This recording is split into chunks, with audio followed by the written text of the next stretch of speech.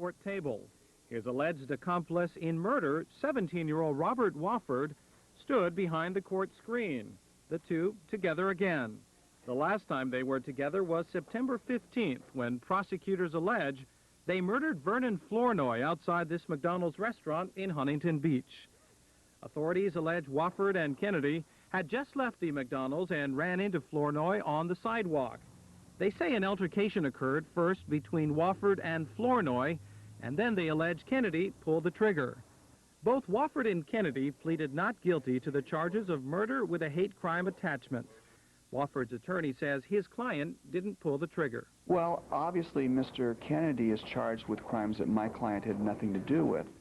Kennedy's attorney admits he pulled the trigger, but says it's a case of self-defense. To our knowledge, the victim was not armed. The basis for self-defense then being? At this time, I feel uncomfortable giving any more information. We're still too early in the case. She called it a case of self-defense. What's your reaction to that?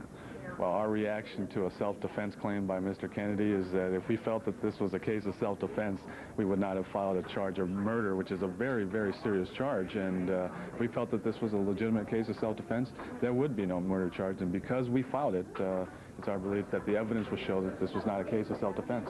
Meantime, Kennedy is also facing 2 counts of attempted murder for allegedly trying to shoot 2 Latino men a couple of weeks before the Flournoy incident. Attorneys for Kennedy and Wofford say they'll ask for separate trials. Those issues will be addressed the next time the two come together in court on December 16th for their preliminary hearing.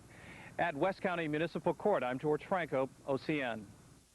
Both Kennedy and Wofford are being held without bail. Kennedy also goes by the name Jonathan Kinsey.